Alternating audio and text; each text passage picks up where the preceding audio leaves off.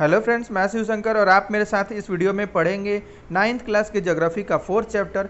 और इस अध्याय में हम देखेंगे कि जलवायु क्या है। ठीक है, तो जलवायु के बारे में हम पहले भी बहुत सारे क्लासेस में डिस्कस कर चुके हैं, लेकिन इस क्लास में भी हम देखेंगे कि जलवायु के और क्या क्या रूप हैं, इनको किस प्रकार से इस चैप्टर से हम कुछ परीक्षा के लिए निकाल सकते हैं। तो जलवायु एक बहुत ही महत्वपूर्ण बिंदु है, महत्वपूर्ण टॉपिक है, जिससे बहुत सारे प्रश्न बनते हैं और अक्सर परीक्षा हॉल में आपको देखने को मिल सकते हैं प्रश्न पत्र पर। तो चलिए देखते हैं कि क्या कुछ इसमें से हम निकाल सकते हैं। तो सबसे पहली बात आती है कि पिछले 2 अध्यायों में आप हमारे देश की स्थलाकृतियों एवं अफवाह के बारे में पढ़ चुके हैं। ठीक है, हमने यानी कि पिछले ही जस्ट क्लास में अफवाह के बारे में पढ़ा, स्थलाकृतियों के बारे में उसके पहले वाले अध्याय में पढ़ा था। तो यह हम देख रहे हैं कि ये पूरा इनका जो भाग होता है नदी का, ठीक है, नदी किस क्षेत्र से निकलती है, कितने एरिया पे बहती है, क्या उसका यानी कि जितने क्षेत्र में बहती हुई वह जा कर के किसी नदी में मिलती है, यानी कि सहायक नदी, और उस जो वो मुख्य नदी है उसका पूरा जो क्षेत्रफल होता है वह उसका क्या कहलाता है, अपवाह तंत्र कहलाता है। ठीक है, अपवाह कहलाता है। इसके बाद हम क्या देखते हैं कि स्थलाकृतियाँ, यानी कि स्थल की आकृति क्या है, वहाँ बालू है, रेगिस्तान है, पहाड़ है, पठार है, किस प्रकार की यानी कि पृथ्वी, ये जो हमारा देश है वो बना है किस प्रकार के सैलों से। तो इस प्रकार से जो स्थलाकृति है और अपवाह है, इनके बारे हम पढ़ चुके हैं। इनके बारे में अब देखते हैं कि किसी क्षेत्र के प्राकृतिक पर्यावरण को समझने के लिए आवश्यक 3 मूल तत्वों में से 2 तत्व ये ही हैं। ठीक है, यानी कि इसको समझने के लिए 3 मूल तत्वों की आवश्यकता होती है, जिसमें से 2 का हम पढ़ चुके हैं, 2 को पढ़ चुके हैं। उसमें से एक है स्थलाकृति और दूसरी है अपवाह। ठीक है, अब इस अध्याय में आप तीसरे तत्व अर्थात हमारे देश की वायुमंडलीय अवस्था के बारे में पढ़ेंगे, यानी कि ये पूरा क्या जलवायु है, किस प्रकार की वायुमंडल यहाँ पर है, इसके बारे में हम पढ़ेंगे। तो सबसे पहले हम देखते हैं कि हम विभिन्न यानी कि भिन्न भिन्न महीनों में क्या देखते हैं कि विभिन्न विभिन्न प्रकार के कपड़े पहनते हैं। कभी ऊनी पहनते हैं, कभी सूती पहनते हैं, तो कभी इस तरह के, यानी कि मौसम के अनुसार हम अपने कपड़े को बदलते जाते हैं। यह क्यों होता है, मौसम बदलते रहते हैं। ठीक है, हर महीने 2-3 महीने पे क्या होते हैं, हमारे देश में मौसम बदलते रहते हैं। ये क्यों होता है, इन्हीं सब बातों का अध्ययन हम इसमें करेंगे। तो हम क्या देखते हैं कि एक विशाल क्षेत्र में लंबे अवधि, ठीक है, इसकी जो यानी कि जलवायु है, इसको किस प्रकार से हम परिभाषित कर सकते हैं। तो हम यह देखते हैं कि एक विशाल क्षेत्र में लंबे समयावधि, यानी कि लंबे समय से अर्थात 30 वर्ष से अधिक, ठीक है, में मौसम की अवस्थाओं तथा विविधताओं का कुल योग ही जलवायु है। ठीक है, अब हम क्या देखते हैं रोज, यानी कि जो डेली बुलेटिन्स में आते हैं कि आज यहाँ का तापमान ये है, आज यहाँ की ह्यूमिडिटी ये है। ठीक है, तो यह क्या होता है, उस स्थान का, उस पर्टिकुलर स्थान का मौसम होता है। ठीक है, लेकिन हम क्या देखते हैं, एक विशाल भूभाग पर बहुत लंबे समय तक, ठीक है, एक विशाल क्षेत्र पर बहुत लंबे समय तक जो ऑब्जर्वेशन किया जाता है, यानी कि वहाँ पर जो मौसम रहता है वह क्या कहलाता है, वहाँ का जलवायु कहलाता है। और ये आकलन आपका 30 वर्षों का हो सकता है, यानी कि ये हम देखते हैं कि इन वर्षों में वहाँ की जलवायु क्या रही है, वहाँ का मौसम क्या रहा है। ठीक है, उसी को हम जलवायु में व्यक्त करते हैं, जलवायु उसको बोलते हैं। इस प्रकार से एक विशाल क्षेत्र में लंबे समयावधि अर्थात कि 30 वर्ष से अधिक में मौसम की अवस्थाओं तथा विविधताओं का कुल योग ही जलवायु होता है। मौसम एक विशेष समय में एक क्षेत्र के जलवायु की अवस्था को बताता है। मौसम तथा जलवायु के तत्व जैसे तापमान, वायुमंडलीय दाब, पवन, आर्द्रता तथा वर्षण एक ही होते हैं। ठीक है, ये सभी क्या हैं, एक ही होते हैं। आपने अवश्य ध्यान दिया होगा कि मौसम की अवस्था प्रायः क्या होती है, एक दिन में ही कई बार बदलती है। यानी कि हम देखते हैं कि ये कभी आपको ठंड महसूस होगा, कभी गर्मी, इसके बाद क्या देखते हैं कभी तुरंत बारिश होने लगती है। तो ये उस स्थान का मौसम कहलाता है और यह एक दिन में ही कई बार बदलती है। ठीक है, तो देखते हैं कि लेकिन फिर भी कुछ सप्ताह, महीनों तथा वायुमंडलीय अवस्था लगभग एक ही समान बनी रहती है, एक ही बनी रहती है। ठीक है, एक समान ही बनी रहती है। जैसे दिन गर्म या ठंडे, हवादार या शांत, आसमान बादलों से घिरा या साफ तथा आर्द्र या शुष्क हो सकते हैं। यह इस प्रकार से यानी कि बदलता रहता है। ठीक है, अब हम क्या देखते हैं कि विश्व को अनेक जलवायु प्रदेशों में बांटा गया है। ठीक है, ये हमको पता है कि बहुत सारे जलवायु प्रदेश में बांटा गया है। ये उष्ण कटिबंधीय, उपोष्ण कटिबंधीय, शीतोष्ण कटिबंधीय, ये सब इस तरीके से आप बांटे हुए हैं, हम लोग बांटे हुए हैं। इस प्रकार हम देखते हैं कि क्या आप जानते हैं, तो मानसून मानसून शब्द की जो व्युत्पत्ति हुई है वह अरबी शब्द मौसम से हुई है, जिसका शाब्दिक अर्थ होता है मौसम। ठीक है, ये अरबी शब्द है मौसिम। ठीक है, यानी कि ये इसको बोलेंगे तो मौसिम बोलेंगे, लेकिन इसको हम क्या कहते हैं, मौसम बोलते हैं अपने भाषा में। मानसून का अर्थ एक वर्ष के दौरान वायु की दशा में ऋतु के अनुसार परिवर्तन। ठीक है, मानसून का अर्थ क्या होता है, एक वर्ष के दौरान वायु की दिशा में ऋतु के अनुसार जो परिवर्तन होता है वही मानसून कहलाता है। अब हम देखते हैं कि भारत की जलवायु को मानसूनी जलवायु कहा जाता है। ठीक है, भारत की जो जलवायु है वह मानसूनी जलवायु है। एशिया में इस प्रकार की जलवायु मुख्यतः दक्षिण तथा दक्षिण पूर्व में पाई जाती है। एशिया में इस प्रकार की जो जलवायु है वह कहाँ पाई जाती है, मुख्यतः दक्षिण तथा दक्षिण पूर्व में पाई जाती है। अब हम क्या देखते हैं कि गर्मियों में राजस्थान के मरुस्थल में कुछ स्थानों का तापमान लगभग कितना हो जाता है, 50 सेंटीग्रेड से 50 डिग्री सेल्सियस से भी अधिक हो जाता है। ठीक है, अब हम क्या देखते हैं कि जबकि जम्मू कश्मीर के पहलगाम में तापमान लगभग 20 डिग्री सेल्सियस से रहता है। ठीक है, ये क्या रहता है, यहाँ तक हम देखते हैं कि बहुत सारे जगहों पर क्या रहता है, गर्मी में हम देखते हैं कि तापमान जो है बढ़ जाता है। अब गर्मी में दो जगह के तापमान का यहाँ पे वर्णन किया गया है। एक तो है राजस्थान का, जहाँ पर यह बताया जा रहा है कि 50 डिग्री सेल्सियस तक वहाँ का तापमान पहुँच जाता है। वही एक और स्थान है, भारत का ही भाग है, जम्मू कश्मीर का पहलगाम। वहाँ हम देखते हैं कि वो उस स्थान का तापमान कितना रहता है गर्मी के मौसम में, तो लगभग 20 डिग्री सेल्सियस रहता है। अब जहाँ सर्दी की बात करें तो रात में जम्मू कश्मीर में द्रास का जो तापमान होता है -45 डिग्री सेल्सियस तक हो जाता है। ठीक है, यानी कि यह जो है यह सबसे ठंडा स्थान है जो जम्मू कश्मीर का द्रास है। ठीक है, यहाँ पर -45 डिग्री सेल्सियस हो जाता है। ठीक है, जबकि तिरुवनंतपुरम में यह 22 डिग्री सेल्सियस हो सकता है। ठीक है, इस प्रकार से हम देखते हैं कि हमारे ही देश में विभिन्न प्रकार के मौसम है, विभिन्न प्रकार की जलवायु है। ठीक है, तो अब हम क्या देखते हैं, क्या आप जानते हैं कुछ क्षेत्रों में रात एवं दिन के तापमान में बहुत अधिक अंतर होता है। थार के मरुस्थल में दिन का तापमान 50 डिग्री सेल्सियस तक हो सकता है, जबकि उसी रात नीचे गिरकर 15 डिग्री सेल्सियस तक पहुंच सकता है। ये हम देखते हैं कि दिन का तापमान और रात के तापमान में बालू के होने से, यानी कि मरुस्थली भूमि होने के कारण इसमें कितना अंतर पाया जाता है। ठीक है, तो सबसे ज़्यादा तापांतर जो होता है वह रेगिस्तानी हिस्सों में होता है, रेगिस्तान में होता है। ठीक है, अब हम क्या देखते हैं कि दूसरी ओर केरल या अंडमान एवं निकोबार में दिन तथा रात का तापमान लगभग समान रहता है, एक समान रहता है। कहाँ, तो केरल और अंडमान एवं निकोबार में। अब हम क्या यहाँ पाते हैं कि मरुस्थल में क्या होता है, तो तापमान दिन में 50 डिग्री सेल्सियस हो सकता है। ठीक है, जबकि उसी रात यह नीचे गिर जाता है और कितना हो जाता है, 15 डिग्री सेल्सियस हो जाता है। तो तापांतर जो होता है, यानी कि ताप में जो अंतर होता है वह सबसे ज़्यादा मरुस्थलों में देखने को मिलता है। आप इन बातों को याद रखेंगे।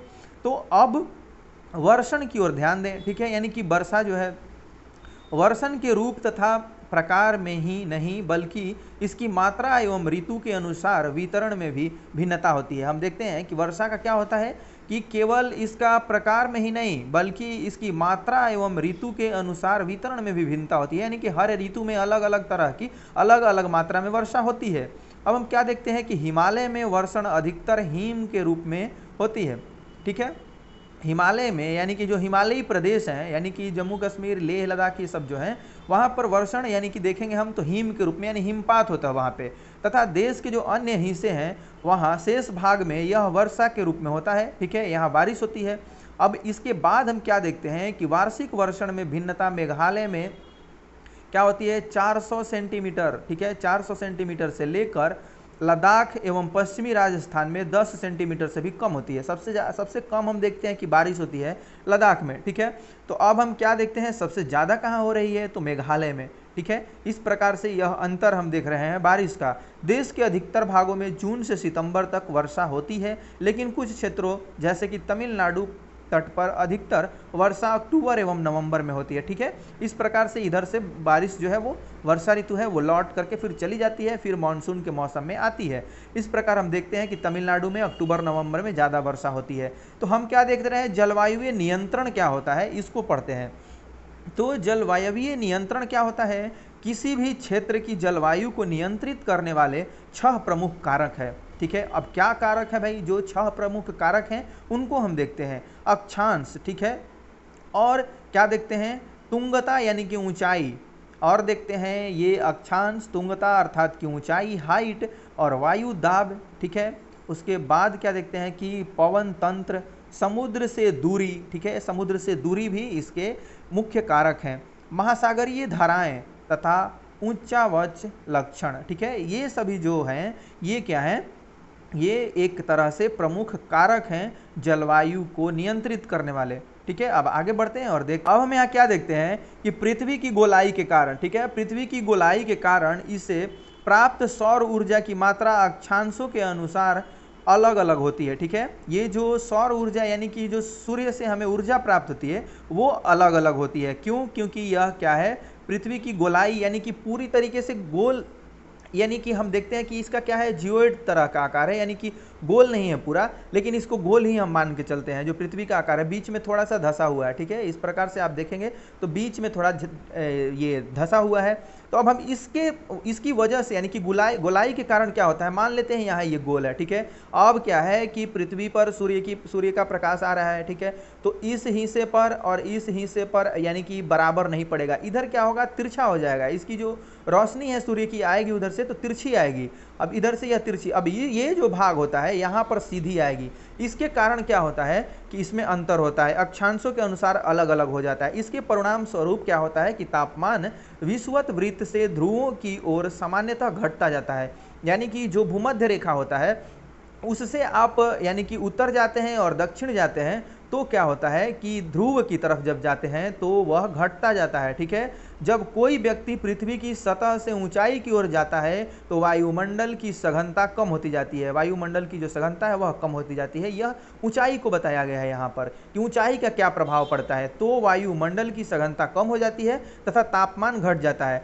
इसलिए पहाड़ियाँ गर्मी के मौसम में भी ठंडी होती हैं, ठीक है। अब क्या देखते हैं हम कि किसी भी क्षेत्र का वायु दाब एवं पवन तंत्र उस स्थान के अक्षांश तथा ऊंचाई पर निर्भर करता है, ठीक है, उस स्थान के अक्षांश तथा ऊंचाई पर निर्भर करता है। इस प्रकार यह तापमान एवं वर्षा के वितरण को प्रभावित करता है। ये वर्षा और जो यानी कि तापमान है उसके वितरण को भी प्रभावित करता है। समुद्र का वायु जो होता है जलवायु पर समकारी प्रभाव पड़ता है, ठीक है। जैसे जैसे समुद्र से दूरी बढ़ती है यह प्रभाव कम होता जाता है, यानी कि जैसे जैसे हम समुद्र से दूर होते जाएंगे उसका प्रभाव हमारे ऊपर कम होता जाता है।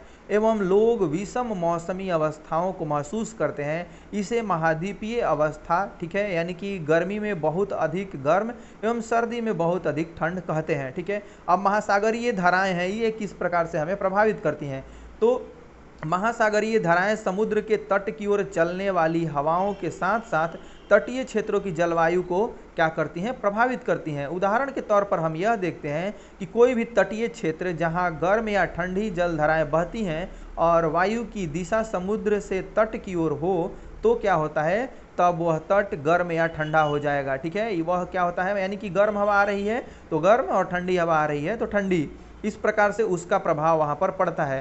अंत में हम क्या देखते हैं कि किसी स्थान की जलवायु, ठीक है, किसी स्थान की जलवायु को निर्धारित करने में ऊंचावच की भी महत्वपूर्ण भूमिका होती है, ठीक है, यानी कि जो ऊंचे स्थान है उनकी महत्वपूर्ण भूमिका होती है। ऊंचे पर्वत ठंडी अथवा गर्म वायु को क्या कर लेते हैं, अवरोधित करते हैं, यानी कि उसमें अवरोध उत्पन्न करते हैं। यदि उनकी ऊंचाई इतनी हो कि वे वर्षा लाने वाली वायु के रास्तों को रोकने में सक्षम होते हैं तो क्या होता है, उस क्षेत्र में वर्षा का कारण भी बन सकते हैं, ठीक है। ये जो ऊंचावाच है यानी कि ऊंचाई वाले स्थान है, पर्वतों के पवन विमुख ढाल अपेक्षाकृत सूखे रहते हैं, ठीक है, यानी कि उसके जो नीचे के ढलान वाले क्षेत्र होते हैं वह सूखे होते हैं, ड्राई होते हैं, ठीक है। इस प्रकार हम देखते हैं कि भारत की जलवायु को प्रभावित करने वाले कारक हैं, उनका फिर विस्तार से अध्ययन करते हैं।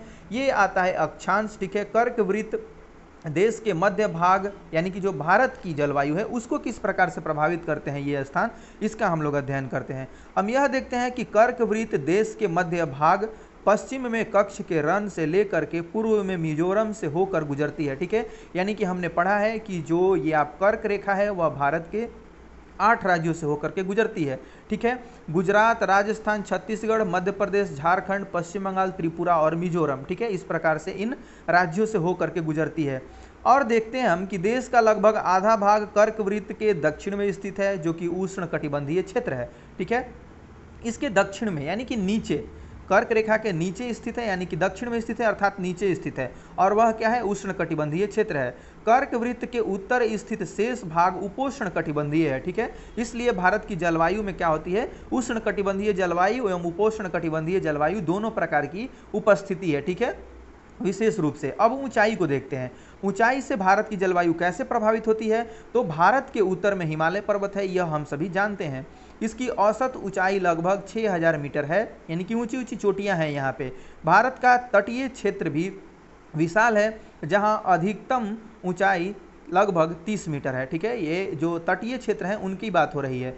अब हिमालय मध्य एशिया से आने वाली ठंडी हवा को क्या करता है? भारतीय प्रायद्वीप जो उपमहाद्वीप है उसमें प्रवेश करने से रोकता है, ठीक है। यानी कि वो जो उधर से ठंडी हवा आ रही है मध्य एशिया से, उसको वह रोकता है आने से, प्रवेश करने से। अब क्या देखते हैं कि इन्हीं पर्वतों के कारण इस क्षेत्र में मध्य एशिया की तुलना में ठंड कम पड़ती है, ठीक है। ठंड वहाँ से, ये मध्य एशिया से आने वाली जो ठंडी हवा है उसको रोक लेता है, जिसके कारण यहाँ पर ठंड कम पड़ती है। अब देखते हैं वायु दाब एवं पवन, ठीक है। तो भारत में जलवायु तथा संबंधित मौसम अवस्थाएं निम्नलिखित जलवायु अवस्थाओं से संचालित होती हैं, ठीक है। ये हैं क्या? तो ये हैं वायु दाब एवं धारातलीय पवनें, ठीक है। फिर देखते हैं कि ऊपरी वायु परिसंचरण तथा पश्चिमी चक्रवाती विक्षोभ एवं उष्ण कटिबंधीय चक्रवात, ठीक है। इस प्रकार से ये इन पर निर्धारित की जाती हैं, इनके द्वारा संचालित की जाती हैं। अब हम क्या देखते हैं कि भारत उत्तर पूर्वी व्यापारिक पवनों यानी कि ट्रेड विंड वाले क्षेत्र में स्थित है, ठीक है। ये पवनें उत्तरी गोलार्ध के उपोष्ण कटिबंधीय उच्च दाब पट्टियों से उत्पन्न होती हैं। ये दक्षिण की ओर बहती हैं। कोरियालिस बल के कारण दाहिनी ओर विक्षेपित होकर विषुवतीय निम्न दाब वाले क्षेत्रों की ओर बढ़ती हैं ये, ठीक है। इस प्रकार से ये जो हवाएं हैं, यानी कि ये ट्रेड विंड है, जो हम लोग पहले भी पढ़ चुके हैं कि ये जो व्यापारिक पवन है वो किसको कहते हैं। अब ये पवन, इनका क्या होता है कि उत्तरी गोलार्ध के उपोष्ण कटिबंधीय, ठीक है, उपोष्ण कटिबंधीय उच्च दाब पेटियों से उत्पन्न होते हैं, जहाँ पे इनका मतलब उच्च दाब होता है, ठीक है। वहाँ से ये उच्च दाब वाली पेटी से ये इनका यानी कि वहाँ से उत्पन्न होता है, वहाँ उनका यानी कि वहीं से वो शुरू होती है। अब ये दक्षिण की ओर बहती हैं, ठीक है। अब वहाँ से ये दक्षिण की ओर बहना शुरू होती हैं।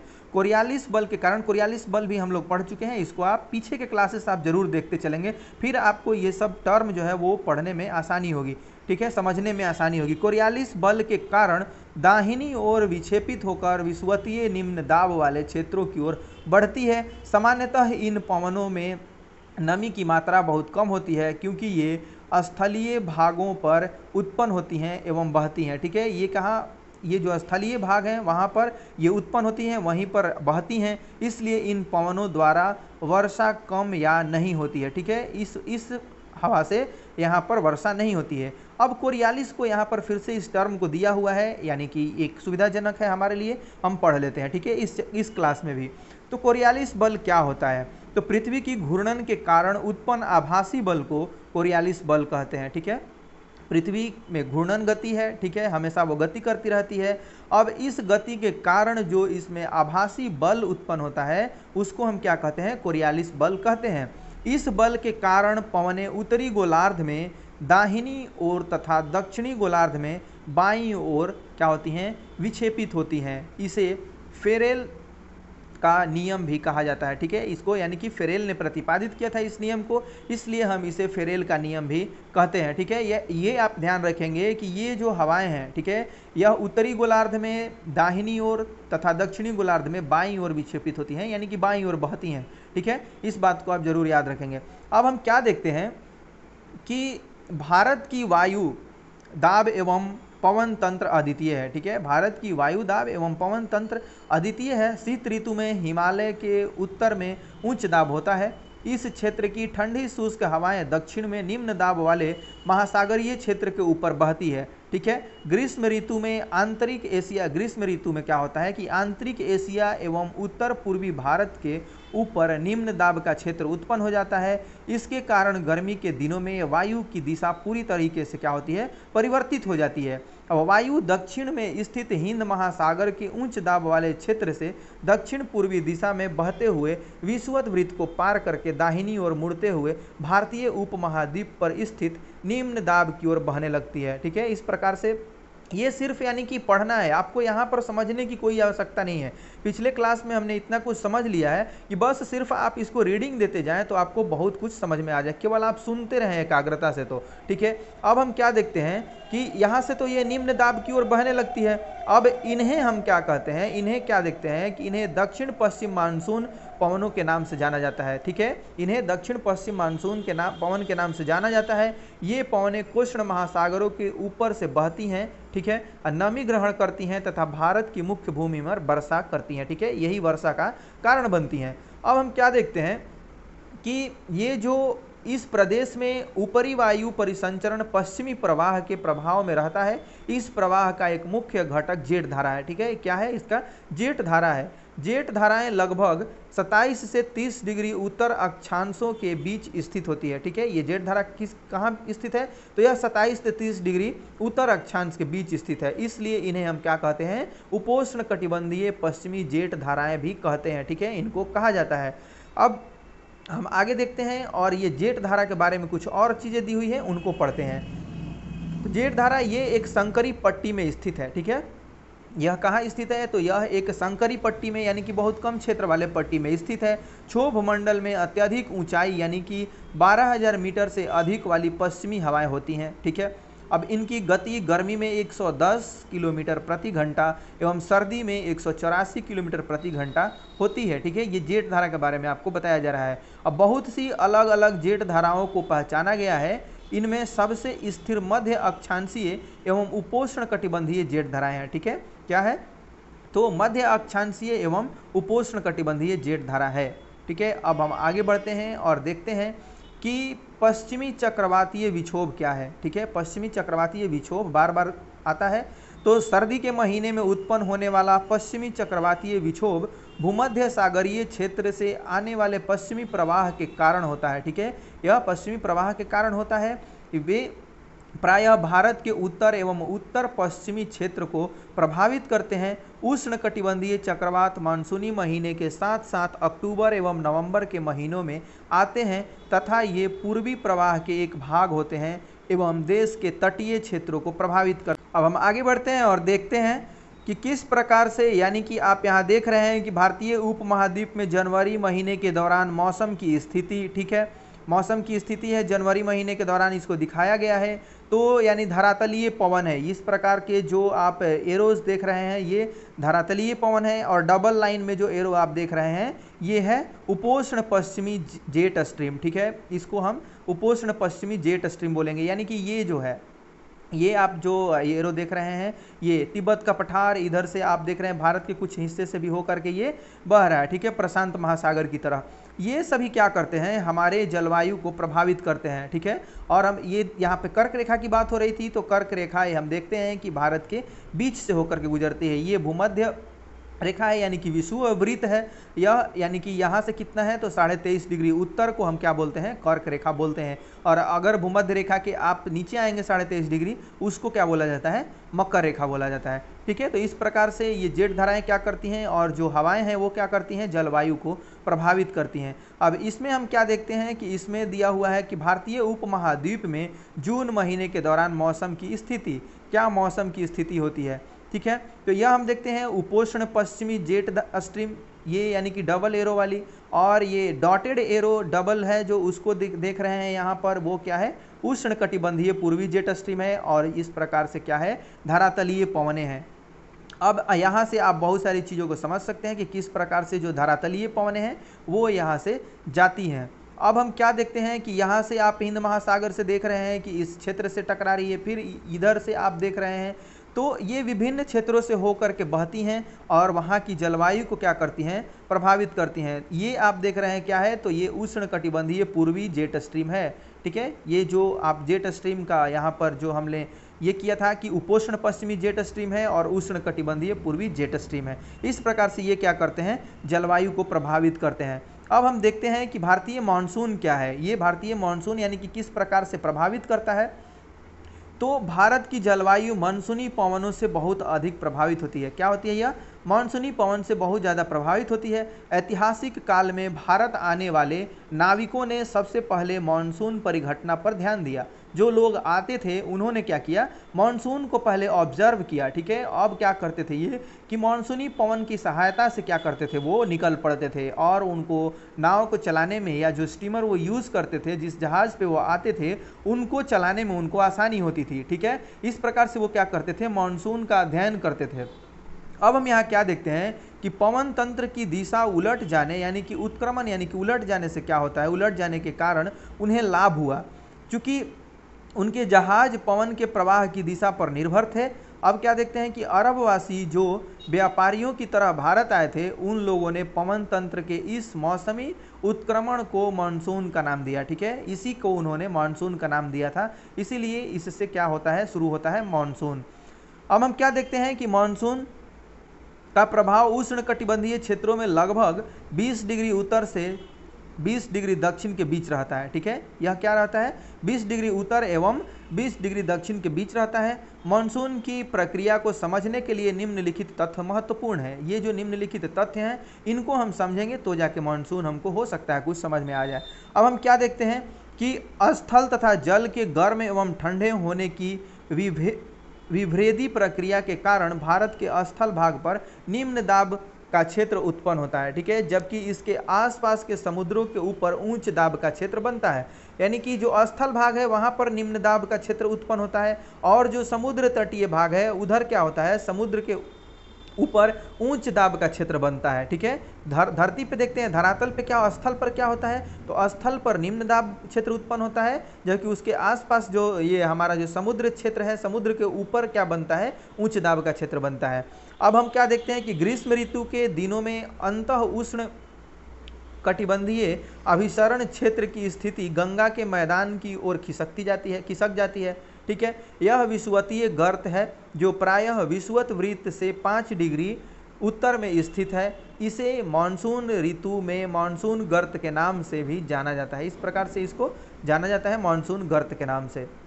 अब हम क्या देखते हैं कि हिंद महासागर में मेडागास्कर के पूर्व लगभग 20 डिग्री दक्षिण अक्षांश के ऊपर उच्च दाब वाला क्षेत्र है, ठीक है। उच्च दाब वाला क्षेत्र उस पर होता है। और क्या देखते हैं कि इस उच्च दाब वाले क्षेत्र की स्थिति एवं तीव्रता भारतीय मानसून को क्या करती है, प्रभावित करती है। अब क्या देखते हैं कि ग्रीष्म ऋतु में तिब्बत का पठार बहुत अधिक गर्म हो जाता है, जिसके परिणाम स्वरूप पठार के ऊपर समुद्र तल से लगभग 9 किलोमीटर की ऊंचाई पर तीव्र ऊर्ध्वाधर वायु धाराएं एवं उच्च दाब का निर्माण होता है। तो ये सभी जो क्रियाएं हैं क्या करती हैं भारत में, ये भारतीय मानसून के लिए एक कारक बनती हैं, ठीक है। अब क्या देखते हैं कि ग्रीष्म ऋतु में हिमालय के उत्तर पश्चिमी जेट धाराओं का तथा भारतीय प्रायद्वीप के ऊपर उष्ण कटिबंधीय पूर्वी जेट धाराओं का प्रभाव होता है। इन पर क्या होता है, इन धाराओं का यानी कि पूर्वी जेट धाराओं का इन पर प्रभाव होता है। अब हम क्या देखते हैं कि ग्रीष्म ऋतु में हिमालय के उत्तर पश्चिम जेट धाराओं का तथा भारतीय प्रायद्वीप के ऊपर उष्ण कटिबंधीय पूर्वी जेट धाराओं का प्रभाव होता है, यानी कि उसका प्रभाव इनके ऊपर रहता है। अब अंतः उष्ण कटिबंधीय अभिसरण क्षेत्र कौन से होते हैं, ठीक है। तो ये विषुवतीय अक्षांशों में विस्तृत गर्द एवं निम्न दाब का क्षेत्र होता है, ठीक है। अब यहीं पर उत्तर पूर्व एवं दक्षिण पूर्व व्यापारिक पवनें आपस में मिलती हैं।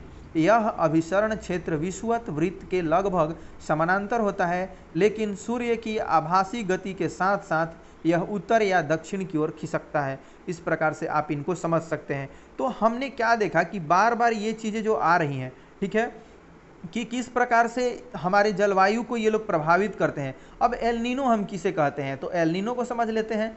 तो ठंडी पेरू जलधारा के स्थान पर अस्थायी तौर पर गर्म जलधारा का विकास को हम क्या कहते हैं, एल नीनो के नाम से जानते हैं। इसको एल नीनो नाम दिया गया है। एल नीनो स्पेनिश शब्द है। वाकई एल नीनो क्या है, एक स्पेनिश शब्द है जिसका अर्थ होता है बच्चा, तथा जो कि बेबी क्राइस्ट को व्यक्त करता है। ठीक है, यह क्या करता है, बेबी क्राइस्ट को यह व्यक्त करता है, बेबी क्राइस्ट को। अब हम क्या देखते हैं, क्योंकि यह धारा क्रिसमस के समय बहना शुरू करती है। ठीक है, एल नीनो की उपस्थिति समुद्र की सतह के तापमान को बढ़ा देती है तथा उस क्षेत्र में व्यापारिक पवनों को शिथिल कर देती है। जो उस क्षेत्र के जो व्यापारिक पवन है, ये जो ट्रेड विंड है, उनको वो क्या कर देते हैं, शिथिल कर देते हैं, मंद कर देते हैं। ठीक है, अब मानसून के आवागमन का जो होता है, यानी कि मानसून का कब आगमन होता है और कब उसकी वापसी होती है, इसको हम लोग देखते हैं। तो व्यापारिक पवनों के विपरीत मानसूनी पवनें नियमित नहीं है। ठीक है, इनका यानी कि क्या है, ये एक फिक्स नहीं है इनका टाइम कुछ। अब हम क्या देखते हैं कि लेकिन ये स्पंदमान प्रकृति की होती हैं। ठीक है, उष्णकटिबंधीय समुद्रों के ऊपर प्रवाह के दौरान ये विभिन्न वायुमंडलीय अवस्थाओं से प्रभावित होती हैं। मानसून का समय जून के आरंभ से लेकर के मध्य सितंबर तक 100 से 120 दिनों के बीच का होता है। ये जो मानसूनी समय होता है, वर्षा ऋतु का समय होता है, उसको व्यक्त किया गया है। इसके आगमन के समय सामान्य वर्षा में अचानक वृद्धि हो जाती है। ठीक है, तथा लगातार कई दिनों तक यह जारी रहती है। इसे हम क्या कहते हैं, मानसून प्रस्फोटन कहते हैं, यानी कि फटना कहते हैं, मानसून का फटना कहते हैं, तथा इसे मानसून पूर्व बौछार से पृथक किया जा सकता है। ठीक है, हम क्या देखते हैं कि सामान्यतः जून के प्रथम सप्ताह में मानसून भारतीय प्रायद्वीप के दक्षिणी छोर से प्रवेश करता है। इसके बाद यह 2 भागों में बंट जाता है। ठीक है, जब प्रवेश करता है उसके बाद यह 2 भागों में बंट जाता है। इसको आप ध्यान से सुनिएगा। तो अब हम क्या देखते हैं कि अरब सागर शाखा एवं क्या होता है, बंगाल की खाड़ी शाखा, यह 2 भागों में बंटता है। कौन कौन सी शाखा, तो अरब सागर की शाखा एवं बंगाल की खाड़ी शाखा। अरब सागर शाखा लगभग 10 दिन बाद 10 जून के आसपास मुंबई पहुंचती है, अरब सागर शाखा। ठीक है, यह एक तीव्र प्रगति है। यह क्या होता है, एक तीव्र प्रगति होता है। बंगाल की खाड़ी शाखा भी तीव्रता से आगे की ओर बढ़ती है तथा जून के प्रथम सप्ताह में असम पहुंच जाती है। ठीक है, ये हम देख रहे हैं कि जो मानसूनी हवा है, ठीक है, भारतीय मानसून है, वह कहाँ से टकराता है, तो ये दक्षिण भारतीय प्रायद्वीप के दक्षिणी छोर से टकराता है। इसके बाद यह 2 भागों में बढ़ता है, अरब सागर शाखा एवं बंगाल की खाड़ी शाखा। अब अरब सागर शाखा लगभग क्या होता है, उसके 10 दिन बाद अर्थात 10 जून के आसपास मुंबई पहुंच जाती है। यह क्या होता है, बहुत तीव्र गति वाला कारण, बहुत तीव्र गति की ये क्या होती है, प्रतिक्रिया होती है, प्रक्रिया होती है, प्रगति होती है। अब हम क्या देखते हैं कि इसके बाद जो बंगाल की खाड़ी की शाखा है, यह भी बहुत तीव्रता से आगे बढ़ती है और जून के प्रथम सप्ताह में ही असम पहुंच जाती है। ठीक है, अब ऊंचे पर्वतों के कारण मानसून पवनें पश्चिम में गंगा के मैदान की ओर मुड़ जाती हैं। ठीक है, वहाँ क्या होती हैं, गंगा, ये ऊंची ऊंची पर्वतें हैं, उसके कारण ये क्या होती हैं कि मुड़ जाती हैं पश्चिम की तरफ। अब मध्य जून तक अरब सागर शाखा सौराष्ट्र, कच्छ एवं देश के मध्य भागों में पहुंच जाती है। ठीक है, अरब सागर शाखा एवं बंगाल की खाड़ी शाखा दोनों गंगा के मैदान के उत्तर पश्चिम भाग में आपस में मिलती हैं। जो उसका उत्तर पश्चिम का भाग होता है गंगा के मैदान का, वहीं पर ये दोनों आपस में मिलती हैं। अब दिल्ली में सामान्यतः मानसूनी वर्षा बंगाल की खाड़ी शाखा से जून के अंतिम सप्ताह में होती है। ठीक है, तो यह हम देखते हैं कि जो जून में दिल्ली में बारिश होती है वह किससे होती है, तो बंगाल की खाड़ी शाखा से जून के अंतिम सप्ताह में, यानी कि लगभग 29 जून तक होती है। जुलाई के प्रथम सप्ताह तक मानसून पश्चिमी उत्तर प्रदेश, पंजाब, हरियाणा तथा पूर्वी राजस्थान में पहुंच जाती है। ठीक है, इस प्रकार से यह पहुंच जाता है। मध्य जुलाई तक मानसून हिमाचल प्रदेश एवं देश के शेष हिस्सों में पहुंच जाता है। ये सिर्फ आपको एकाग्रता के साथ सुनना है। ठीक है, बाकी कुछ इसमें समझने वाली बात नहीं है। अब हम क्या देखते हैं कि मानसून की वापसी कैसे होती है। ठीक है, तो मानसून की वापसी अपेक्षाकृत एक क्रमिक प्रक्रिया है। ठीक है, यानी कि यह एकाएक नहीं हो जाती है, एक क्रम में होती है, जो भारत के उत्तर पश्चिम राज्यों से सितंबर में प्रारंभ होती है। ठीक है, सितंबर में यह प्रारंभ होती है, लौटने, ये अपने जाने की यहाँ से शुरुआत कर देती है। अब क्या देखते हैं कि मध्य अक्टूबर तक मानसून प्रायद्वीप के उत्तर भाग से पूरी तरह से पीछे हट जाती है। जो प्रायद्वीप होता है, यानी कि ये जो हमारा प्रायद्वीप है, उससे ये अक्टूबर के मध्य तक पूरी तरीके से हट जाती है, पूरी तरीके से चली जाती है। प्रायद्वीप के दक्षिणी आधे भाग में वापसी की गति तीव्र होती है, ठीक है। यानी कि जो ये दक्षिणी भाग का आधा हिस्सा जो होता है, दक्षिणी आधे भाग में वापसी बहुत तेजी से होती है। अब हम क्या देखते हैं कि दिसंबर के प्रारंभ तक क्या होता है कि देश के शेष भाग से मानसून की वापसी हो जाती है। यानी कि दिसंबर का जो महीना होता है वो उसके बाद मानसून नहीं होती यहाँ पे। अब हम देखते हैं कि द्वीपों पर मानसून की सबसे पहली वर्षा होती है। जो द्वीप हैं वहाँ पर मानसून की सबसे पहली वर्षा होती है। यह क्रमशः दक्षिण से उत्तर की ओर अप्रैल के अंतिम सप्ताह से लेकर के मई के प्रथम सप्ताह तक होती है। मानसून की वापसी भी क्रमशः दिसंबर के प्रथम सप्ताह से जनवरी के प्रथम सप्ताह तक उत्तर से दक्षिण की ओर होती है, ठीक है। ये हम क्या देखते हैं कि दक्षिण से उत्तर की ओर अंतिम सप्ताह तक इसका चलता है। यानी कि यहाँ पर मानसून की पहली बारिश होती है, वहाँ से ये आना शुरू होती है। उसके बाद इनका क्या होता है कि इसका वापसी क्या होता है, क्रमशः दिसंबर के प्रथम सप्ताह से जनवरी के प्रथम सप्ताह तक उत्तर से दक्षिण की ओर होता है, ठीक है। अब हम देखते हैं आगे ऋतु कैसे परिवर्तन होता है और ऋतु कितने प्रकार के होते हैं।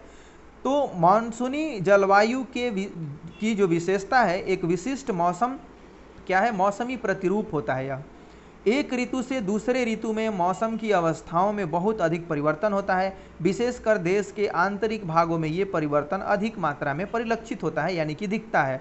अब हम क्या देखते हैं कि भारत में मुख्यतः 4 ऋतुओं को हम पहचाना जा सकता है इनको। अब ये क्या क्या है, तो ये है शीत ऋतु, ग्रीष्म ऋतु, कुछ क्षेत्रीय विविधताओं के साथ साथ मानसून के आगमन तथा इनका वापसी का काल होता है, ठीक है। अब शीत ऋतु को पढ़ते हैं। शीत ऋतु क्या है, तो शीत ऋतु यानी कि उत्तरी भारत में शीत ऋतु मध्य नवंबर से क्या होता है, मध्य नवंबर से आरंभ होकर फरवरी तक रहती है। अब भारत के उत्तरी भाग में, ये जो भारत का उत्तरी भाग है वहाँ पर किस प्रकार से दिसंबर एवं जनवरी सबसे ठंड महीने होता है, ठंडे महीने होते हैं, ठीक है। इसके बाद हम क्या देखते हैं कि तापमान दक्षिण से उत्तर की ओर बढ़ने पर घटता है। जब हम क्या करते हैं, दक्षिण यानी कि जो दक्षिणी हिस्सा है भारत का, उधर तापमान कम होता है, हम ऐसे भी जानते हैं। उससे आप उत्तर की ओर बढ़ते हैं तो घटता जाता है। उसके बाद हम क्या देखते हैं कि पूर्वी तट पर चेन्नई का औसत तापमान 24 डिग्री सेल्सियस से 25 डिग्री सेल्सियस के बीच होता है, जबकि उत्तरी मैदान में यह 10 डिग्री सेल्सियस से 15 डिग्री सेल्सियस के बीच हो जाता है, ठीक है, बीच होता है। अब क्या देखते हैं कि दिन गर्म तथा रातें ठंडी होती हैं। उत्तर में तुषारपात सामान्य है तथा हिमालय के उत्तरी ढालों पर क्या होता है, जो हिमालय का ऊपरी ढाल है वहाँ पर हिमपात होता है। हिमालय के जो ऊपरी ढाल है वहाँ पर हिमपात होता है, यानी कि वहाँ पर बर्फबारी होती है। इस ऋतु में देश के उत्तर पूर्वी व्यापारिक पवनें प्रवाहित होती हैं। ये स्थल से समुद्र की ओर बहती हैं तथा इसलिए देश के अधिकतर भाग में शुष्क मौसम होता है। इन पवनों के कारण कुछ मात्रा में वर्षा तमिलनाडु के तट पर होती है, क्योंकि वहाँ ये पवनें समुद्र से स्थल की ओर बहती हैं, ठीक है। वहाँ ये पवन क्या होती हैं, समुद्र से स्थल की ओर बहती हैं। अब ग्रीष्म ऋतु को देखते हैं, ठीक है। ग्रीष्म ऋतु का क्या है, तो सूर्य के उत्तर की ओर आभासी गति के कारण, सूर्य का जो ये गति है आभासी, उसके कारण भूमंडलीय ताप पट्टी उत्तर की तरफ खिसक जाती है। जो भूमंडलीय ताप पट्टी है यानी कि जो टेम्परेचर जिस पर निर्भर करता है वह उत्तर की तरफ खिसक जाती है। मार्च से मई का जो महीना होता है उसमें क्या होता है, भारत में ग्रीष्म ऋतु होती है, ठीक है। अब ताप पट्टी के स्थानांतरण के प्रभाव का पता विभिन्न अक्षांशों पर मार्च से मई के दौरान रिकॉर्ड किए गए तापमान को देख करके लगाया जा सकता है, ठीक है। अब मार्च में क्या हम देखते हैं कि मार्च में दक्कन के पठार का उच्च तापमान लगभग 38 डिग्री सेल्सियस होता है। अप्रैल में मध्य प्रदेश एवं गुजरात का तापमान लगभग 42 डिग्री सेल्सियस होता है। मई में देश के उत्तर पश्चिमी भागों का तापमान सामान्यतः 45 डिग्री सेल्सियस होता है और प्रायद्वीपीय भारत में समुद्री प्रभाव के कारण तापमान कम होता है, ठीक है। इस प्रकार से इनको हम देखते हैं।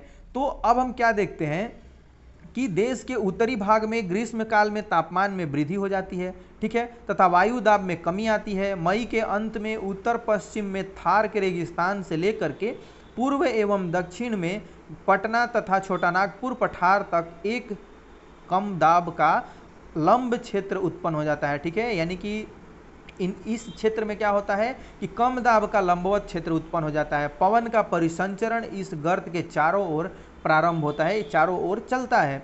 अब लू ग्रीष्म काल का एक प्रभावी लक्षण है। ये लू भी गर्म एवं शुष्क पवनें होती हैं। लू भी क्या होती हैं? गर्म एवं शुष्क पवन होती हैं, एक मतलब ड्राई एयर होती हैं। इसके बाद हम क्या देखते हैं, जो कि दिन के समय भारत के उत्तर एवं उत्तर पश्चिमी क्षेत्रों में चलती हैं। ठीक है, उत्तर एवं उत्तर पश्चिमी क्षेत्र में चलती हैं ये। इसके बाद हम क्या देखते हैं कि इस मौसम में कभी कभी तीव्र हवा के साथ गर्जन भी होती है, गरज वाली मूसलाधार वर्षा भी होती है। इसके बाद हम क्या देखते हैं कि इसके साथ साथ प्रायः हिमवृष्टि भी होती है, यानी कि ओला भी गिरता है। इसके बाद क्या देखते हैं कि वैशाख के महीने में होने के कारण पश्चिम बंगाल में इसे काल वैशाखी भी कहा जाता है। ठीक है, इसको पश्चिम बंगाल में काल वैशाखी कहते हैं।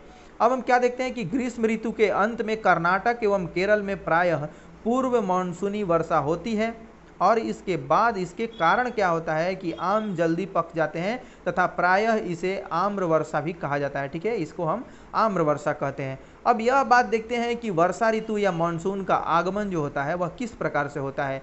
तो जून के प्रारंभ में उत्तरी मैदानों में निम्न दाब की अवस्था तीव्र हो जाती है। ठीक है, निम्न दाब की जो अवस्था है वह तीव्र हो जाती है। यह दक्षिणी गोलार्ध की व्यापारिक पवनों को आकर्षित करती है। ये दक्षिण पूर्वी जो व्यापारिक पवन है उनके बाद की स्थिति को क्या करती है, व्यक्त करती है। और उसके बाद हम क्या देखते हैं कि ये पवनें दक्षिणी समुद्रों के उपोष्ण कटिबंधीय क्षेत्रों में उत्पन्न होती हैं। इसके बाद चूंकि ये पवनें गर्म महासागरों के ऊपर से होकर के गुजरती हैं, इसलिए ये अपने साथ इस महाद्वीप में बहुत अधिक मात्रा में नमी लाती हैं। इस महाद्वीप से ये क्या करती हैं कि बहुत अधिक मात्रा में नमी लाती हैं, चूंकि ये महासागरों से होकर के गुजरती हैं। ठीक है, महासागरों के ऊपर से होकर के गुजरती हैं। ये पवनें तीव्र होती हैं तथा 30 किलोमीटर प्रति घंटे की औसत वेग से चलती हैं। ठीक है, अब सुदूर उत्तर पूर्व भाग को छोड़कर ये मानसूनी पवनें देश के शेष भागों में लगभग 1 महीने में पहुंच जाती हैं। ठीक है, ये जो पवन होती हैं 1 महीने में यहाँ पर पहुंच जाती हैं। इसके बाद हम क्या देखते हैं कि दक्षिण पश्चिम मानसून का भारत में अंतर्वाह यहाँ के मौसम को पूरी तरह परिवर्तित कर देता है। मौसम के प्रारंभ में पश्चिम घाट में पवनमुखी भागों में भारी वर्षा लगभग 250 सेंटीमीटर से अधिक होती है। अब दक्कन का पठार एवं मध्य प्रदेश के कुछ भाग में भी वर्षा होती है, यद्यपि ये क्षेत्र वृष्टि छाया क्षेत्र में आते हैं। ठीक है, ये क्षेत्र क्या होते हैं, वृष्टि छाया क्षेत्र में आते हैं। इस मौसम की अधिकतर वर्षा देश के उत्तर पूर्वी भागों में होती है। ठीक है, इस प्रकार से क्या देखते हैं कि उत्तर पूर्वी भागों में होती है। अब खासी पहाड़ी, जो खासी पहाड़ी है उसकी बात हो रही है, तो खासी पहाड़ी के दक्षिणी श्रृंखलाओं में स्थित मासिनराम विश्व में सबसे अधिक औसत वर्षा प्राप्त करता है। ठीक है, मासिनराम में क्या होती है, विश्व में सबसे ज़्यादा बारिश वहीं पर होती है। तो गंगा की घाटी में पूर्व से पश्चिम की ओर वर्षा की मात्रा घटती जाती है। जो पूर्व से पश्चिम की ओर जैसे ही ये हम बढ़ते हैं, वो वर्षा की जो मात्रा है वह कम होती जाती है, घटती जाती है। राजस्थान एवं गुजरात के कुछ भागों में बहुत कम वर्षा होती है, यानी कि ना के बराबर होती है। उसके बाद हम क्या देखते हैं कि मानसून से संबंधित एक अन्य परिघटना है वर्षा में विराम। ठीक है, अब वर्षा में विराम क्या है, इस प्रकार हम देखते हैं कि इसमें आर्द्र एवं शुष्क दोनों तरह के अंतराल होते हैं, दोनों तरह का एक अंतर होता है। दोनों क्या होते हैं कि इस प्रकार से जो हम अंतर देखते हैं, दूसरे शब्दों में हम व्यक्त करें तो मानसूनी वर्षा एक समय में कुछ दिनों तक की ही होती है। ठीक है, अब इनमें वर्षा रहित अंतराल भी होते हैं। मानसून में आने वाले ये विराम मानसूनी गर्त की गति से संबंधित होते हैं। ठीक है, जो ये गर्त होता है उसी से संबंधित होते हैं ये। इसके बाद हम क्या देखते हैं कि जो कुछ भी घटनाएं घटती हैं इन पर ही निर्भर करती हैं कि किस प्रकार से हमारे यहाँ बारिश हो रही है। अब मानसून की वापसी कैसे होती है, तो परिवर्तनीय मौसम किस प्रकार से बारिश यहाँ से वापस होती है। तो अक्टूबर नवंबर के दौरान दक्षिण की तरफ सूर्य के आभासी गति के कारण मानसून गर्त या निम्न दाब वाला गर्त उत्तरी मैदानों के ऊपर शिथिल हो जाता है। उत्तरी मैदान के ऊपर वो क्या होता है, स्थिर हो जाता है, मंद हो जाता है। धीरे धीरे उच्च दाब प्रणाली इसका स्थान ले लेती है। ठीक है, उच्च दाब प्रणाली इसका क्या करती है, स्थान ले लेती है। अब दक्षिण पश्चिम मानसून शिथिल हो जाते हैं तथा धीरे धीरे पीछे की ओर हटने लगते हैं। अक्टूबर के आरंभ में मानसून पवनें उत्तर के मैदान से हट जाती हैं, उत्तर के मैदान से ये चली जाती हैं। इसके बाद हम क्या देखते हैं कि अक्टूबर एवं नवंबर का महीना गर्म वर्षा ऋतु से शीत ऋतु में परिवर्तन का काल होता है। मानसून की वापसी होने से क्या होता है, आसमान साफ एवं तापमान में वृद्धि हो जाती है। दिन का तापमान उच्च हो जाता है जबकि रातें ठंडी एवं सुहावनी होती है। अब स्थल अभी भी आर्द्र होता है, ठीक है, स्थल क्या होता है, अभी भी आर्द्र होता है। उच्च तापमान एवं आर्द्रता वाली अवस्था के कारण दिन का मौसम असह्य हो जाता है। इसे सामान्यतः क्वार की उमस के नाम से जाना जाता है। ये हिंदी का महीना है जो आप फागुन, चैत, बैसाख, जेठ, आषाढ़, सावन, भादो, ये इस प्रकार से कुआर, कार्तिक, फिर इस तरीके से शुरू होता है, अगहन, पूष और माघ, फिर फागुन, तो ये उसी क्वार को बोला जा रहा है। तो ठीक है, ये क्या होता है, इसको हम सामान्यतः क्या कहते हैं, क्वार की उमस कहते हैं। इसको क्वार की उमस के नाम से जानते हैं। अब बात करते हैं क्या आप जानते हैं, ठीक है। तो हम यह देखते हैं कि ये मासिनराम विश्व में सबसे अधिक वर्षा वाला क्षेत्र है, ठीक है। अब इसको देखते हैं तो स्टैलेग्माइट, ठीक है, एवं स्टैलेक्टाइट गुफाओं के लिए प्रसिद्ध है। ये मासिनराम किसके लिए प्रसिद्ध है, यह पूरा क्षेत्र, तो स्टैलेग्माइट और स्टैलेक्टाइट, ठीक है, ये दो गुफाएं हैं जिसके लिए ये प्रसिद्ध है। हम देखते हैं कि नवंबर के आरंभ में उत्तर पश्चिमी भारत के ऊपर निम्न दाब वाली अवस्था बंगाल की खाड़ी पर स्थानांतरित हो जाती है। जो हम पढ़ रहे हैं बारिश की मौसम कैसे वापस जाती है, ठीक है, वर्षा ऋतु कैसे वापसी होती है उसकी। अब यह स्थानांतरण चक्रवाती निम्न दाब से संबंधित होता है जो कि अंडमान सागर के ऊपर उत्पन्न होता है। ये चक्रवात सामान्यतः भारत के पूर्वी तट को पार करते हैं जिनके कारण व्यापक एवं भारी वर्षा होती है, ठीक है। ये उष्णकटिबंधीय चक्रवात प्रायः विनाशकारी होते हैं, ठीक है। अब ये क्या होते हैं, उष्णकटिबंधीय जो चक्रवात होते हैं ये प्रायः विनाशकारी होते हैं। तो इस प्रकार से हम यहाँ देखते हैं कि किस क्षेत्र में कितनी बारिश होती है वर्षा सेंटीमीटर में। ये जो यानी कि आप क्षेत्र देख रहे हैं, सबसे अधिक वर्षा वाला जो क्षेत्र है वह क्या है, तो ये है। इस कलर को आप जब देख रहे हैं तो आपको समझ में आ जाना चाहिए कि यहाँ क्या होती है, सबसे ज़्यादा बारिश होती है। तो ये आप देखेंगे नॉर्थ ईस्ट का जो हिस्सा है इधर का, अरुणाचल, मेघालय का, और इधर आप देख रहे हैं ये त्रिपुरा वगैरह का, यहाँ पर त्रिपुरा का इधर से देख रहे हैं आप, तो यह क्या होता है, चारों तरफ से ये आप देख लेंगे कि इधर बारिश सबसे ज़्यादा होती है, ठीक है। अब हम क्या देखते हैं कि ये यानी कि थोड़ा कम डार्क जो है, इस प्रकार से देखते हैं तो ये आप देखेंगे कि यहाँ पर क्या होगी, कुछ बारिश कम है। फिर विभिन्न प्रकार के जो कलर हैं उनसे आप अनुमान लगा सकते हैं कि वहाँ बारिश कैसे होती है, किस प्रकार से होती है, ठीक है। तो ये आप करके देखेंगे, आप जो अपने पास मैप रखे हैं उससे भी आप देख करके पढ़ सकते हैं, समझ सकते हैं। तो यहाँ पर दिया हुआ है कि यहाँ भी बारिश किस प्रकार से इसका यानी कि बंटवारा हुआ है, तो इसको भी आप देख सकते हैं। अब ज़रूर देखेंगे भी, ठीक है। इस प्रकार से इस मैप को देख करके आपको ज़्यादा याद होगा। अब हम आगे बढ़ते हैं और देखते हैं कि ये गोदावरी, कृष्णा एवं कावेरी नदियों के सघन आबादी वाले डेल्टा प्रदेशों में अक्सर चक्रवात आते हैं, ठीक है। यहाँ पर क्या होते हैं, अक्सर चक्रवात आते हैं।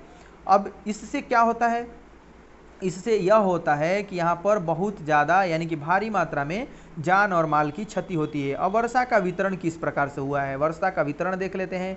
तो पश्चिमी तट के भागों एवं उत्तर पूर्वी भाग में लगभग 400 सेंटीमीटर वार्षिक वर्षा होती है, ठीक है। 400 सेंटीमीटर जो वार्षिक वर्षा होती है ये कहाँ कहाँ होती है, तो पश्चिमी तट, जो पश्चिमी तट है उधर एवं उत्तर पूर्वी भारत के लगभग क्या होती है 400 सेंटीमीटर, जो नॉर्थ ईस्ट का एरिया है और पश्चिमी तट है, ठीक है। यानी कि ये जो आपका अरब सागर से लगा हुआ जो क्षेत्र है इधर हम क्या देखते हैं कि बहुत ज़्यादा बारिश होती है, ठीक है। किंतु पश्चिमी राजस्थान, अब यह हम देखते हैं कि किंतु पश्चिमी राजस्थान एवं इससे सटे पंजाब, हरियाणा एवं गुजरात के भागों में 60 सेंटीमीटर से भी कम वर्षा होती है, ठीक है। अब दक्षिणी पठार के आंतरिक भागों में सह्याद्री के पूर्व में भी वर्षा की मात्रा समान रूप से कम होती है, ठीक है। इस प्रकार से ये बारिश की मात्रा जो है इधर कम होती है। फिर हम देखते हैं कि जम्मू कश्मीर के लेह में भी वर्षण की जो मात्रा है वह काफ़ी कम होती है। देश के शेष हिस्से में वर्षा की मात्रा मध्यम रहती है, ठीक है। हिमपात हिमालय के क्षेत्रों में होता है। अब यह देखते हैं कि हिमपात हिमालय के क्षेत्रों तक ही सीमित है, उधर ही होता है। यानी कि इसके बाद हम क्या देखते हैं कि मानसून की प्रकृति के परिणाम स्वरूप एक वर्ष से दूसरे वर्ष होने वाले वार्षिक वर्षा की मात्रा क्या होती है कि विभिन्नता होती है। वर्षा की विषमता निम्न वर्षा वाले क्षेत्र जैसे कि राजस्थान, गुजरात के कुछ भाग तथा पश्चिमी घाटों के वृष्टि छाया प्रदेशों की अधिक पाई जाती है, वृष्टि छाया क्षेत्र में अधिक पाई जाती है। इस प्रकार से यह जो है इसका बंटवारा है। अब मानसून यानी कि एकता का परिचायक है कैसे, ये आप पढ़ेंगे हम कि मानसून जो है वह एकता का परिचायक है। तो भाई कैसे एकता का परिचायक है? आप पहले यह पढ़ चुके हैं कि हिमालय अत्यंत ठंडी पवनों से भारतीय उपमहाद्वीप की रक्षा करता है। ठीक है, ये दक्षिण से यानी कि ये जो मध्य एशिया है उधर से आने वाली हवाओं को क्या करता है, ठंडी हवाओं को रोकता है। इसके कारण हम क्या देखते हैं कि अपेक्षाकृत उच्च अक्षांशों के बावजूद उत्तरी भारत में निरंतर ऊंचा तापमान बना रहता है। इसी प्रकार प्रायद्वीपीय पठार में तीनों ओर से समुद्रों के प्रभाव के कारण न तो अधिक गर्मी पड़ती है और न ही अधिक सर्दी। ठीक है, अब इस समकालिक प्रभाव के कारण, ये जो समकालिक प्रभाव होता है इसके कारण तापमान की दिशा में बहुत कम अंतर पाए जाते हैं, परंतु फिर भी भारतीय प्रायद्वीप पर मानसून की एकता का प्रभाव बहुत ही स्पष्ट है। पवन की दिशाओं का ऋतुओं के अनुसार परिवर्तन तथा उनसे संबंधित ऋतु की दिशाएं ऋतु चक्रों को एक लय प्रदान करती है। ठीक है, उनको एक लय प्रदान करती है। अब वर्षा की अनिश्चितताएं जो होती हैं तथा इसका असमान वितरण मानसून का एक विशिष्ट लक्षण होता है। मानसून का एक विशिष्ट ये लक्षण होता है। इस प्रकार हम देखते हैं कि संपूर्ण भारतीय भूदृश्य, इसके जीव तथा वनस्पति, इसका कृषि चक्र और मानव जीवन तथा उनके त्यौहार उत्सव सभी इसी मानसून के लय के चारों ओर घूमते रहते हैं। ठीक है, ये यानी कि इसी पर निर्भर करते हैं। उत्तर से दक्षिण तथा पूर्व से पश्चिम तक संपूर्ण भारतवासी प्रतिवर्ष मानसून के आगमन की प्रतीक्षा करते हैं। ठीक है, यानी कि बिना मानसून के हम कैसे ये कर सकते हैं, कल्पना कर सकते हैं, खेती बाड़ी या अपना जो हमारा ये जल की आपूर्ति है ये नहीं हो पाती है, तो मानसून की हम क्या करते हैं, प्रतीक्षा करते रहते हैं। इसके बाद हम क्या देखते हैं कि बहुत सारी ये घूम घूम कर सारे यानी कि त्यौहार जो है इसी के क्रम पर निर्भर करते हैं। अब ये मानसूनी पवनें हमें जल प्रदान करके कृषि की प्रक्रिया में तेजी लाती हैं एवं संपूर्ण देश को एक सूत्र में बांधती हैं। ठीक है, इस प्रकार से ये क्या करती हैं, संपूर्ण देश को एक सूत्र में बांधती हैं। नदी घाटियों जो इन जलों का संवहन करती हैं, नदी घाटियाँ इनके जो जलों का संवहन करती हैं, इन्हें भी एक नदी घाटी इकाई नाम से जाना जाता है, इनको यह नाम दिया गया है।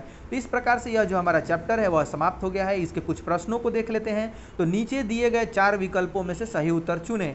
नीचे दिए गए स्थानों में से किस स्थान पर विश्व में सबसे अधिक वर्षा होती है? ठीक है, यानी कि ये आप सिलचर, चेरापूंजी, मासिनराम और गुवाहाटी। ठीक है, तो ये विभिन्न प्रश्न हैं, इनको आप हल करने का प्रयत्न करेंगे। इसके बाद हम क्या देखेंगे कि आप इनको कर पाते हैं कि नहीं, कितना कर पाते हैं और क्या आपको और परेशानी है, इसके विषय में आप हमें ज़रूर कमेंट करके बताएं। तो आप बहुत ही एकाग्रता के साथ सुन रहे हैं, समझ रहे हैं और पढ़ रहे हैं। आपका बहुत बहुत धन्यवाद। मिलते हैं नेक्स्ट वीडियो में।